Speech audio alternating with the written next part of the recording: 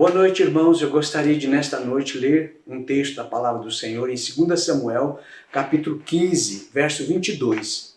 Este texto diz o seguinte: Então disse Davi a Itai: Vai e passa adiante. Assim passou Itai, o geteu, e todos os seus homens, e todas as crianças que estavam com ele. Toda a terra chorava em alta voz, e todo o povo e também o rei passaram o ribeiro de Cedron, seguindo o caminho do deserto. Eis que Abiatar subiu, e também Zadoque, e com este todos os levitas que levavam a arca da aliança de Deus. Puseram ali a arca de Deus até que todo o povo acabou de sair da cidade. Então disse o rei a Zadoque: Torna a levar a arca de Deus à cidade. Se achar eu graça aos olhos do Senhor, ele me fará voltar para lá e me deixará ver assim a arca como a sua habitação. Se ele, porém, disser: Não tenho prazer em ti, eis-me aqui, faça de mim como melhor lhe parecer. Disse mais o rei a Zadoque, o sacerdote: Ó vidente, tu e Abiatar voltai em paz para a cidade, e convosco também vossos 2 filhos, Aimás, teu filho, e Jonatas, filho de Abiatar. Olhai, que me demorarei nos vales do deserto, até que me venham informações vossas. Zadoque, pois, e Abiatar levaram a arca de Deus para Jerusalém e lá ficaram. Seguiu Davi pela encosta das oliveiras, subindo e chorando. Tinha a cabeça coberta e caminhava descalço. Todo o povo que ia com ele, de cabeça coberta, subiu chorando. Até o verso 30. Meus queridos irmãos, está sendo veiculado na televisão uma propaganda de uma instituição financeira que tem a participação do navegador brasileiro Almir Klink e as imagens de uma tempestade, de uma tormenta no mar. É claro, meus irmãos, que para enfrentar uma tempestade, uma tormenta, a pessoa precisa estar preparada, sem dúvida alguma. E o texto que nós lemos aqui na Palavra de Deus retrata parte da história de Davi fugindo de Jerusalém. Curioso é que Davi era o rei de Israel e um rei respeitadíssimo. O que aconteceu? E Davi agora estava fugindo de Jerusalém. A história é conhecida.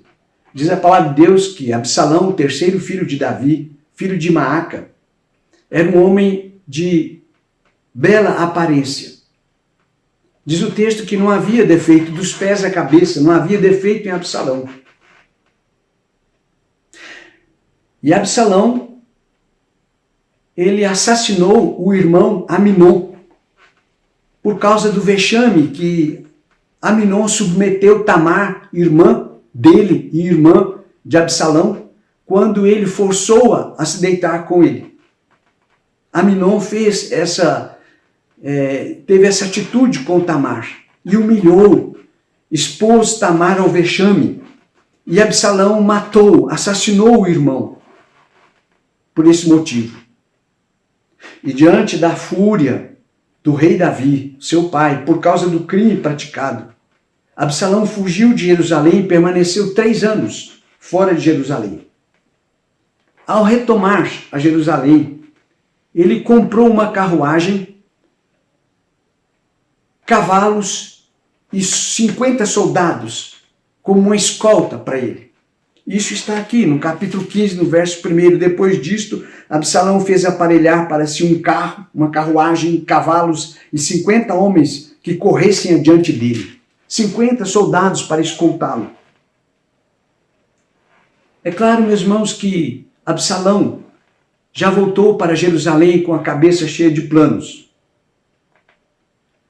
Ao adquirir esta carruagem e estes cavalos com essa escolta de 50 soldados, ele atraía a atenção do povo. Aquilo era algo que atraía a atenção do povo. Dava um ar e um clima de poder para ele. E ele começou a colocar os seus planos em prática. No capítulo 15, no verso 4, dizia mais Absalão: quem me dera ser juiz na terra, para que viesse a mim todo homem que tivesse demanda ou questão, para que lhe fizesse justiça. Ele se colocou como uma pessoa que iria ajudar os outros, com a sua astúcia, ele estava ganhando o coração das pessoas. Logo depois ele chegou para o seu pai e mentiu para o seu pai. Ele disse para o rei Davi que havia feito uma promessa que deveria cumprir em Hebrom, a promessa por ele ter voltado para Jerusalém. E ele pediu ao pai a permissão para ir a Hebrom pagar essa promessa, mas era mentira. O plano dele era em Hebrom aclamar-se rei, ser aclamado rei em Hebrom, tirando seu pai do trono. Ele conspirou, está no capítulo 15, versos 10 e 12, ele conspirou com outras pessoas contra o seu pai, Davi. Ele perseguiu o rei. 4 anos após a sua volta para Jerusalém, após retornar para Jerusalém, Absalão então tomou a decisão de tomar o reino do pai. E ele estava disposto a matar Davi para isto, se fosse necessário. E foi essa determinação que provocou a fuga dramática de Davi de Jerusalém. Davi desconhecia o número de pessoas que estavam apoiando Absalão. E para evitar um banho de sangue em Jerusalém, Davi tomou a decisão de fugir de Jerusalém. Para evitar esta situação de derramamento de sangue em Jerusalém, para poupar a cidade que ele amava, ele decidiu fugir. O rei então se encontrava numa situação extrema. Ora, meus amados, todos nós podemos enfrentar uma situação aflitiva, uma situação extrema, de dor, provação. E muitas pessoas não sabem o que fazer nesta hora. Se desorientam. Mas o que fez Davi? Como ele agiu? E é isto, queridos, que eu gostaria de compartilhar nesta oportunidade. A primeira coisa que vejo no texto é que Davi fugiu para um local especial. Aqui diz o texto que ele fugiu. Davi fugiu pela encosta das oliveiras. Pela encosta das oliveiras, ou seja, para o monte das oliveiras. Davi, meus queridos, não fugiu para qualquer lugar. Como uma pessoa desorientada. Ele escolheu para onde ele iria fugir. E ele escolheu fugir para o Monte das Oliveiras. O Monte das Oliveiras ficava a leste de Jerusalém. E entre a cidade de Jerusalém e o monte estava o Vale de Cedron. Um vale que saía do norte para o sul, onde corria o ribeiro de Cedron. Antes de ganhar a encosta do monte, Davi tinha que passar pelo vale do Cedron. Depois do vale, ele haveria de ganhar a encosta do Monte das Oliveiras. Meus queridos, estrategicamente, se alguém fosse empreender uma fuga, a última escolha que faria seria subir um monte, galgar, escalar uma encosta de um monte. Ninguém escala uma montanha apressado, correndo. Mas Davi escolheu o Monte das Oliveiras. Por quê? Creio, meus irmãos, que a resposta está no próprio texto. Um pouco adiante, um versículo que não li, mas eu quero ler agora, diz o 32. Ao chegar Davi ao cimo, ou seja, ao alto do monte, onde se costumava adorar a Deus, ele escolheu fugir para o Monte das Oliveiras, que era o lugar onde se adorava a Deus. Não escolheu sem um motivo. Também porque, meus irmãos, do alto do monte, ele podia avistar a cidade santa, a cidade de Jerusalém. De lá ele podia contemplar a cidade.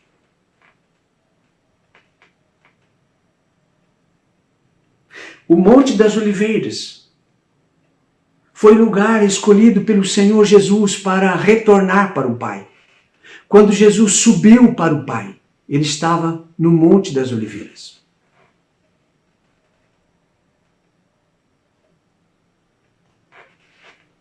Enfrentando tribulações, nós não podemos nos desesperar. E muito menos fugir para qualquer lugar. Temos que nos socorrer no lugar certo. E o lugar certo é o Pai, é o Senhor, o Criador soberano, aquele que é digno de honra e adoração.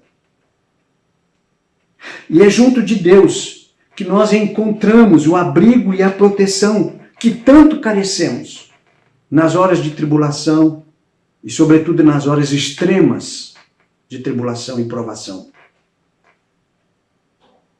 Foi isto que Davi fez e por isso ele escolheu o Monte das Oliveiras, para subir a encosta do Monte das Oliveiras. Mas o versículo diz mais uma coisa. Diz que Davi subiu chorando. Embora fosse rei poderoso, rico, aclamado, reconhecido, Davi era um ser humano, como eu e como você.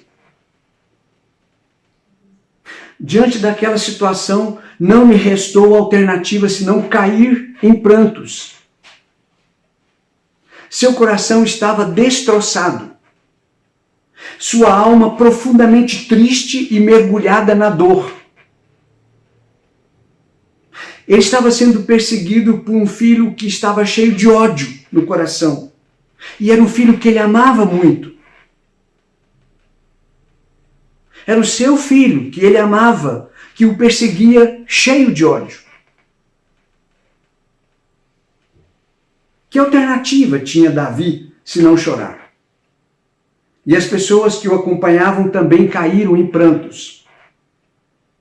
Meus queridos irmãos, nenhuma situação é tão extrema, nenhuma dor é tão aflitiva como a que atinge nossa família, nossos filhos, nossos pais, nosso cônjuge. É nessa hora, queridos, que a dor é potencializada, a tristeza é triplicada, a decepção se agiganta, as expectativas e os sonhos se destroem, são destruídos. E qual é o resultado esperado? O choro. E é absolutamente normal o pranto. Ezequias também chorou. Jesus chorou. Ezequias, quando ele recebeu a notícia do profeta de que ele estava cometido de uma doença mortal, ele chorou, ele virou para a parede e chorou. Jesus chorou. Não precisamos segurar o choro, esconder a nossa dor. O que nós precisamos, queridos, é fazer como Davi. Ele chorava e caminhava. Ou seja, ele não estacionou. Ele não se sentou e caiu em prantos. Ele caminhava. Para onde? Para o Monte das Oliveiras. Para o refúgio. Fugiu para o monte. Se você enfrenta uma situação extrema de aflição, chore. Chore, mas não pare. Não pare de buscar o refúgio no Senhor.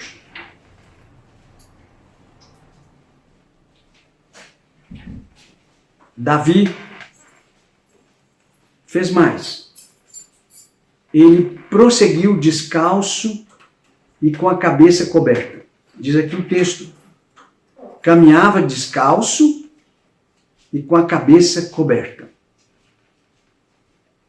Davi não subia a encosta do monte descalço porque lhe faltava sandálias. Ele era um rei rico. Também não seguia com a cabeça coberta porque o sol estava escaldante. Não. Davi sentia-se humilhado. E de fato ele estava humilhado. Não só seu filho, mas alguns de seus melhores colaboradores, os mais próximos, o haviam traído. os pés descalços, a cabeça coberta, simbolizava a sua humilhação. Ele estava humilhado.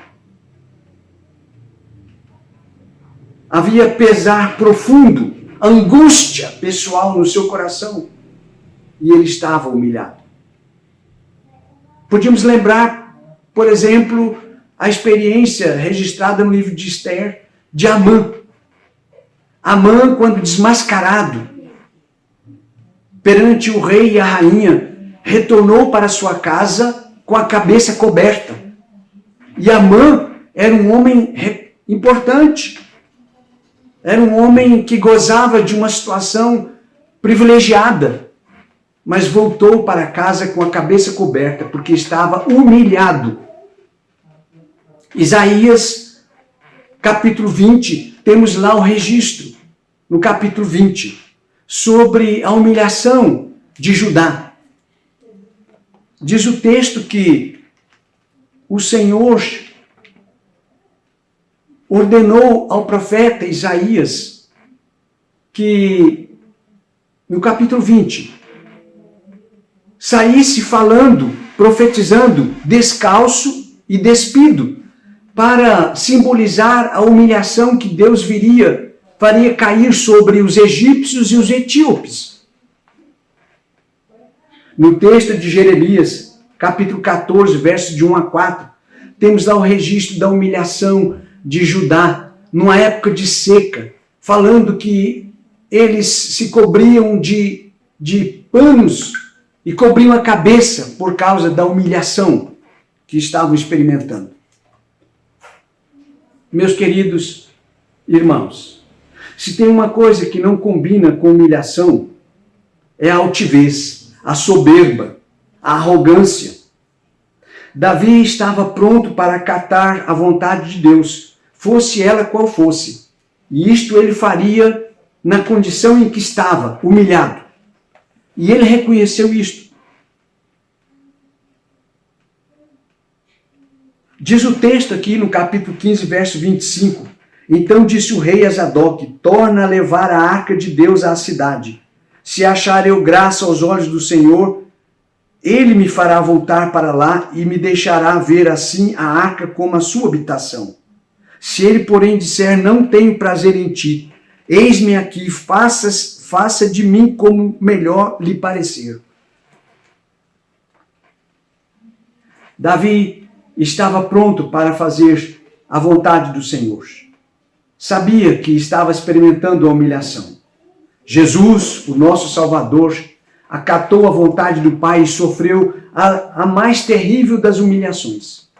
Morreu na cruz, a morte de cruz, sendo ele sem pecado, ao lado de dois criminosos, para nos conceder a salvação eterna. É preciso ter serenidade para enfrentar as adversidades da nossa vida. E quanto mais extrema for a adversidade, a provação, mais serenidade nós precisamos demonstrar. Ter, revelar. Como eu disse, Jesus, o Salvador, também enfrentou situações extremas e ele manteve a serenidade. No deserto, ao enfrentar o inimigo, na tentação, ele manteve a serenidade. No Getsemane, como está registrado no Evangelho de João, antes de ser morto, ele clamou e verteu lágrimas. Porém, ali, no Getsemane, ele disse: Pai, seja feita a tua vontade. Na cruz, ao ser crucificado, ali, esvaindo-se em sangue, em dor lancinante, Jesus ainda pôde dizer para o Pai: Pai, perdoa-lhes, porque não sabem o que fazem. É preciso, meus irmãos, ter serenidade para enfrentar a situação extrema. E ao enfrentar situações extremas de aflição, saiba exatamente para onde você vai correr. Em quem você vai se socorrer. Esteja certo do lugar para o qual você está indo para buscar o socorro, que está no Pai. Se cair em prantos, não pare de caminhar. caminhe na direção do refúgio e faça isto com serenidade. Deus te abençoe. Que você tenha forças e que Deus saiba, que Deus possa te dar forças para que você saiba enfrentar as situações extremas da vida. Vá para o refúgio certo. Não pare. Siga, ainda que chorando. Socorra com o Senhor. Com serenidade. Deus te abençoe.